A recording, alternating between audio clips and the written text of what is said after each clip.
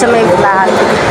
This is my cooking vlog, and first thing first, we have to put the mantika and then painit-init at then pot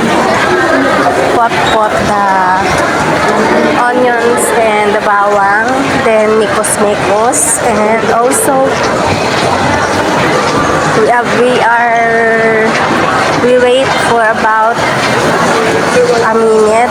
Then after that, we will put also our chicken, the chicken joy. Pero wala pa pala siya, maya-maya pa ng konti. Yan, waiting pa tayo guys na makarating tayo dun sa video kung saan ko nilagay yung chicken. Mahaba-haba kasi yung pagigisa. Dahil kailangan, ayan na guys, lulutuin ko na yung, ilulublog ko na yung chicken. Chicken na may pakpak na may laman. Tapos, we takip that to make our chicken lambot-lambot for a minute para kumapit ng bahagya yung lasa ng asin, tapos para kumapit din yung amoy ng ating sibuyas at bawang. Ayan guys, tatakpan ko lang yan, then balikan natin after a minute. So, ayun na guys, natakpan ko na ng takip yung ating kawali na may manok, and then binuksan ko na ulit dahil titingnan natin kung ano na ang nangyari sa manok. Buhay pa ba or kailangan niya na ng CPR? Charis.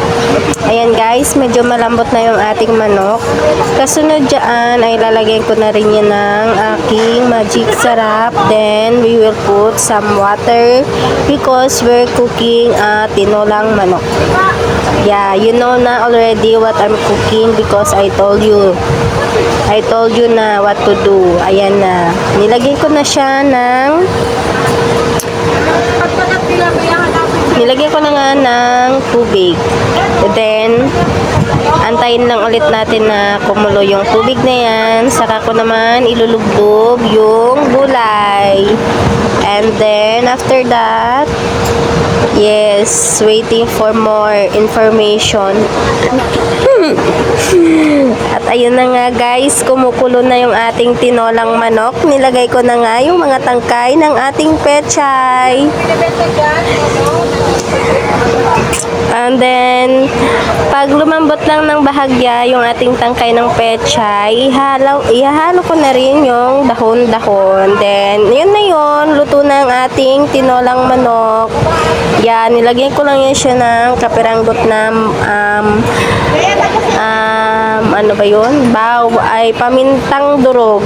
Yes, I put some pamintang durog.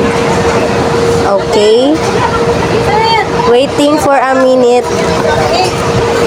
Wait for a minute until the veggie is cooked already, then we will patay-patay dakalan.